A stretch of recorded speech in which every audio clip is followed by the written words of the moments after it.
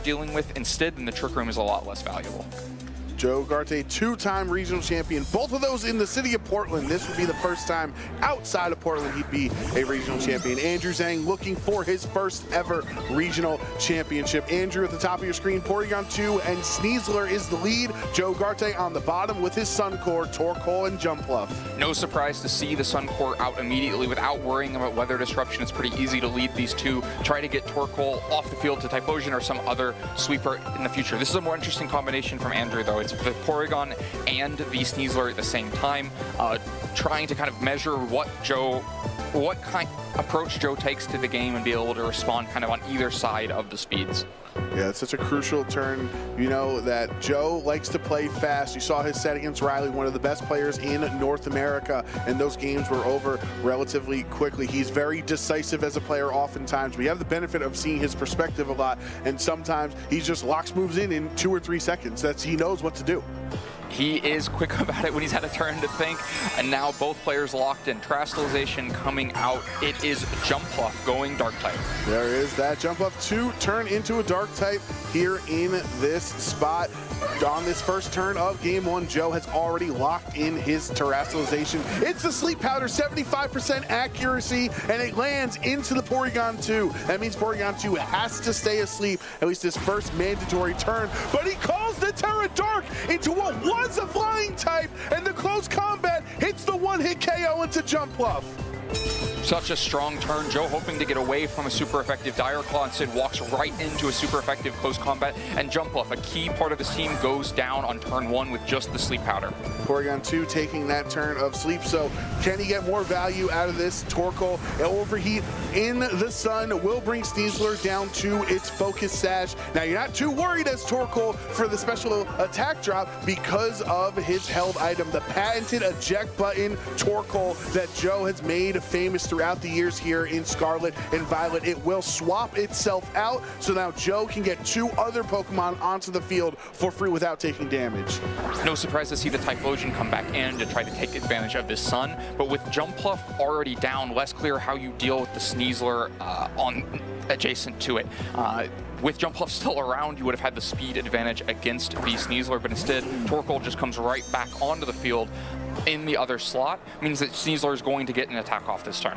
And that's one of the things that this Torkoal has access to on Joe. This set is just so unique to him, where he has Helping Hand. Instead of people trying to facilitate in a, say, slow Trick Room fashion, make Torkoal do the damage, he has Overheat in case, you know, as a literal emergency button, but he has the Helping Hand to boost Hisuian Typhlosion's damage. However, there is no access to Terra Fire this game. Right, the Terastallization has already been used on the Jumpluff and used in kind of a disastrous way where Jumpluff ended up going down. Porygon's taken 1 turn of sleep so far, would only have a 1 in 3 chance to wake up this turn. Sneasler, while it can get an attack off, can't threaten Typhlosion very much. We'll have to see what happens, but first it's the Helping Hand. Yeah, Torkoal lends a Helping Hand to the Hisuian Typhlosion. Close combat from Sneasler brings Torkoal down to pretty much 50% of its HP. Sneasler is at 1 HP, so it doesn't care about these stat drops, but Poison Touch from the Sneasler is going to activate the poison onto Torkoal, putting it on a timer. Sun boosted eruptions from this Hisuian Typhlosion gets 2 KOs. Who needs Terra Fire when you have the Helping Hand?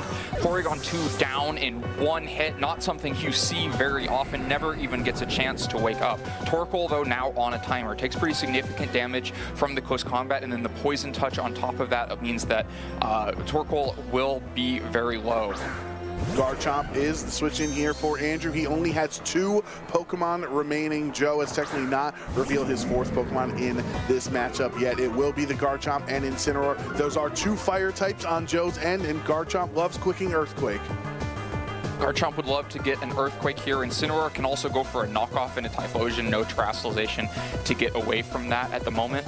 Both of them also crucially resist the eruption that Typhlosion is now locked into. Now, they resist it. Helping Hand, Sun Boosted Eruption is still going to do a bunch to them, but Incineroar will take it a little bit better, so you could try to protect Garchomp and get through the turn, or you could just try to look for 2 KOs on this turn. Really a big threat, but actually Garchomp just faster than Typhlosion here. Trained in speed in a way that Typhlosion is not, despite a natural speed advantage for Typhlosion. Typhlosion means the Typhlosion goes down. Critical information for this match. That's huge to know going into the future games here. That Garchomp one-hit KOs Hisuian Typhlosion with Stomping Tantrum and is faster. Overheat in the sun, that is ineffective as Garchomp is a dragon type, so it hardly does any damage. And now Torkoal on the clock with Toxic or Being Poisoned and lowered special attack. It's just King Gambit left against a ground type and a fire type on the other side. A ground type on a fire type on the other side, and a sun boost to that Incineroar Flare Blitz means that damage is big on the other side. Torkoal only has one turn of life left with the poison from Poison Touch earlier. Andrew decisively ahead in this game 1. Yeah, you look, Joe looking to, do I Sucker Punch, do I Low Kick? Turns out he will. Helping Hand into this King Gambit, so will do more damage if the Sucker Punch goes through. Yes, Garchomp went for an attack. Sucker Punch is not enough to take out the Garchomp. You'll have some rough skin damage in retaliation onto the King Gambit, and then a super effective Stomping Tantrum bringing King Gambit down very low. Here's the Sun Boosted Flare Blitz into King Gambit, and that's going to be it here for game 1. Andrew Zheng 1 game away from winning his first regional championship. Andrew just getting absolutely everything here. The speed advantage with Garchomp. The Garchomp being able to take the Sucker Punch and hang on. The damage coming through into King Gambit. Just so far ahead in that game 1. And all of that really traces back to that turn 1 call out to close combat into the jump bluff. Joe used such a valuable resource in the Terrestrialization just to have it backfire and lose the jump bluff, which would have been key to kind of mitigating what Sneasler could do later on in the game, or threatening Sleep Powder into Garchomps, or threatening a switch into a Stomping Tantrum. But once that Pokemon goes down in just one turn, things start to look so much more difficult for Joe. So if we value the Sleep Powder landing on the Porygon 2 at the cost of losing your Terrestrialization for the game, and remember Sneasler has the Focus Sash as we see here in the replay, so it's going to take at least 2 hits minimum to get rid of that pesky Pokemon. How much do you value Sleep Powder in game 2 compared to saving that Terrestrialization to boost the damage multipliers on your Hisuian Typhlosion? It seems like if the strategy is going to be Typhlosion, then the jump bluff is absolutely critical.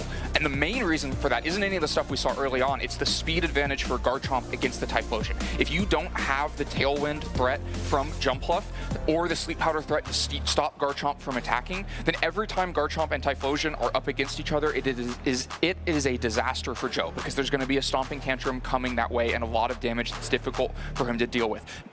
The Dragonite would be the only safe switch in. Maybe that's an adjustment you have to make to have some kind of defensive backbone against Stomping Tantrum, but otherwise you've got to keep Jump Bluff alive, and you have to be ready to get the speed advantage in Typhlosion's favor. Joe Ugarte's back is against the wall, but this is not the first time he's been down in the finals. He's made many finals at the regional level in his career. Hisuian Typhlosion and Torkoal is the lead adjustment for Joe in this game 2. Andrew with Incineroar and Porygon 2. Oh, Torkoal actually gets swapped out immediately because of the Incineroar Intimidate, lowering its stats, forcing the eject pack to activate. Torkoal immediately off the field is probably not so bad. Joe gets another threat in to do some damage. Could have been the jump bluff to have some support alongside this, but right now King Gambit comes in a pretty strong position. Has to worry about a Flare Blitz, but anything that can draw attention away from Typhlosion is pretty good. Meanwhile, Typhlosion isn't in the best position for, we saw what the damage is into Porygon 2, but that was with Helping Hand last time. And if you just get damage into Porygon 2 and into Incineroar without getting a KO, then Typhlosion could go down, but calls out the Terrestrialization. It doesn't get it. He called Typhlosion to Terrestrialize into just a Fire type, so Joe stays with the Ghost type, avoids that fake out, and the low kick into Incineroar. You see Joe nodding along, knowing that was the right play. Now Andrew had the big turn 1 in game 1. Joe gets the knockout in game 2. Really crucial turn. Thought maybe Joe would fish for enough damage to KO the Porygon 2 by using the Fire Terrestrialization, and the Fake Out would just block it. Instead, Fake Out does nothing, and Incineroar, a really crucial piece for being able to resist the Fire offense, goes down. And now Trick Room went up, hoping to have Incineroar take advantage of it, but it's Sneasler forced onto the field. Will actually be the last thing to move inside of this Trick Room. Porygon 2 will move first. Oh, it's just over. It's over. It's absolutely over. Andrew understanding that was GG. Went a little overzealous, going for the fake out into the ghost type. King Gamer was going to Terra Flying as well, so he'd be no longer weak to close combat. But when you set up Trick Room for yourself, and then Sneasler is going to be the slowest Pokemon on the field, with the Focus Sash will get broken, you'll just get the double KO, and the Porygon 2 doesn't threaten enough damage into the King Gambit or the Torkoal. Just a really poor single turn for Andrew. I told you it'd be fast, Len. A very quick reaction to it, too. Surprised not to see that play out.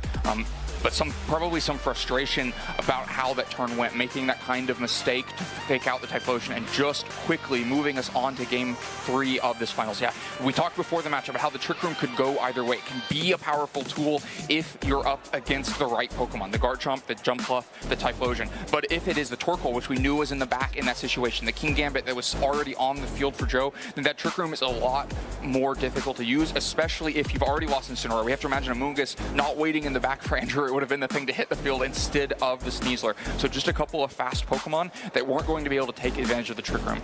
You can imagine the game plan was probably Trick Room goes up, King Gambit, or the Incineroar rather, is still around on the field and is then threatening big damage into either the King Gambit or the Hisuian Typhlosion. But with that failed fake out and the eruption damage coming through, it just wasn't the case.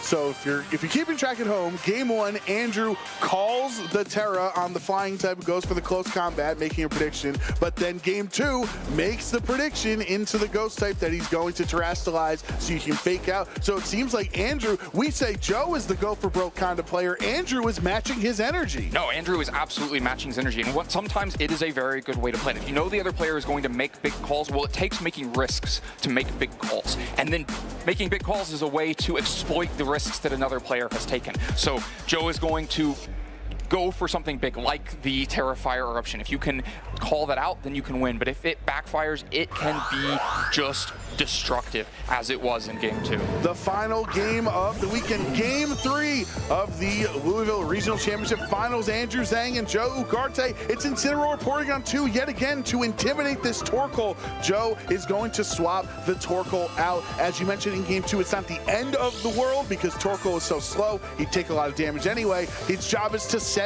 the sun. Now you can potentially have Jumpluff and Hisuian Typhlosion on the field on turn 1 in the sun. Right, this is the perfect combination to have. I was surprised to see Joe not go into it when given the opportunity in Game 2, but this time with Jumpluff already on the field, it is quick and easy. It is much more difficult to get these two next to each other when the Eject Pack doesn't do it for you. Now you can have so many different threatened options. You can try to Sleep Powder the Porygon, you can go for offense. Of course, the Incineroar can still respond with Knockoff into Typhlosion or Flare Blitz into Jumpluff. Either one might just be a KO. You can try to call out a Trick Room and get your own Trick Room sweepers out on the field. So it is still a very volatile position, a position that is ready for either of these players to make the kinds of big calls they've shown us they want to make. For now, Jumpluff leaving the field, what's going to come in? And now Andrew has to make the call. Last time he expected Joe to drop the ghost type being a click fake out. This time, do you expect him to stay a ghost type and click the knockoff? It will be no terrestrialization from Hisuian Typhlosion. Eruption in the sun brings Porygon down very low, but Incineroar will go for the Flare Blitz into the Torkoal, switch in there, doing resisted damage. Now it's up to the Porygon 2 to click Trick Room, and Torkoal is the fastest Pokemon under the Twisted Dimensions. Torkoal should be the fastest thing and threatening a ton of damage of its own. No Eruption from the Torkoal this side because there's no Trick Room from Joe. He doesn't usually expect to be in this position, but still threatening a lot of damage. Andrew decides after how Game 2 went, don't try to opt into guessing what the Typhlosion is going to do. Just try to get a Flare Blitz and KO the Jumpluff. It was very strong for him in Game 1 when Jumpluff went down early, but Joe doesn't allow it to happen. Gets Jumpluff safely into the back, and instead has the Torkoal take that Flare Blitz. Now it is time to fire terrestrialize that Typhlosion. The offense is ready to go. Yeah, these attacks will be so massive from Joe in the sun. Overheat does land into Porygon for the KO. So Andrew's patented Pokemon that's helped get him so far in this tournament. We've seen how crucial Porygon 2 has been in his 2 stream sets in top 8 and top 4. But the knockoff into now just the fire type on Hisuian Typhlosion means it doesn't get the KO. There's no choice specs, but you're still Terrafire and the Eruption. Incineroar is going to resist that though, so it does not get a KO.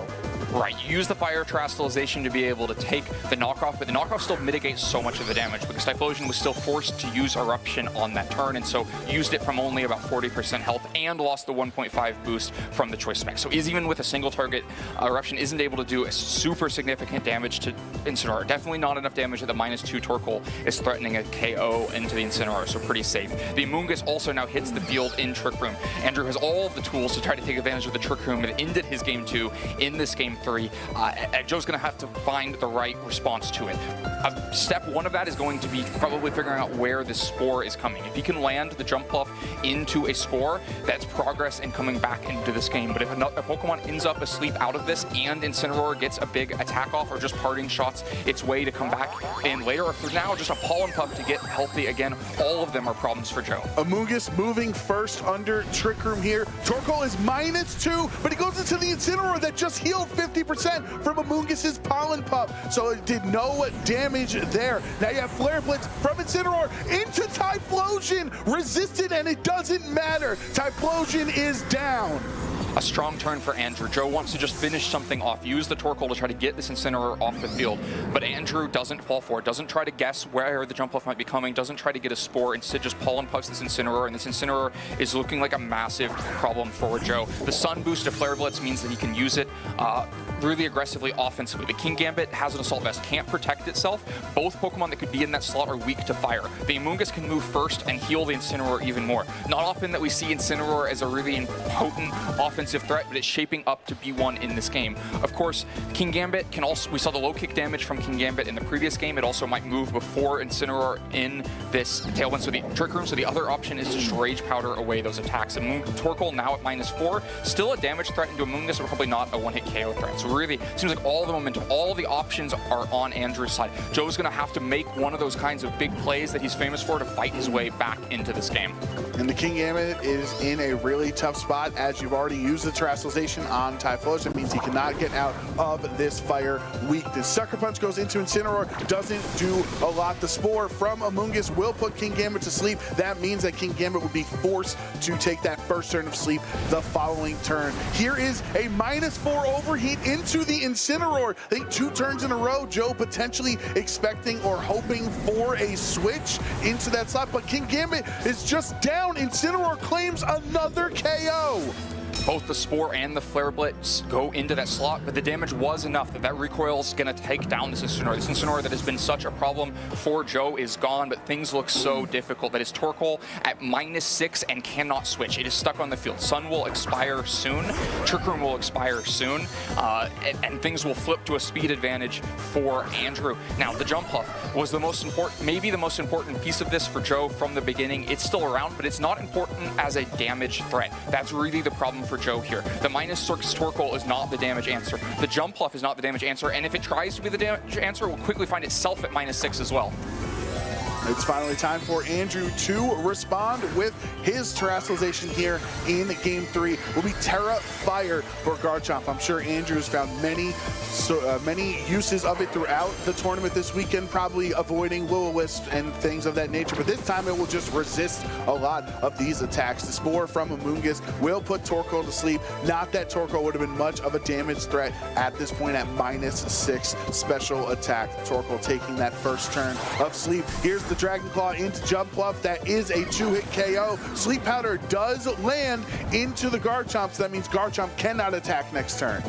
Everything is napping for the moment, but the damage recipe is just so difficult for Joe. Trick Room and Sun both expire on this turn. Amoonguss will move last at the end of this turn, but is even less threatened by overheat from Torkoal now without the amplification from Sun damage. Encore is going to keep Amoonguss using Spore, but it's just a matter of time for this Garchomp to wake up. Where is the damage against the Garchomp?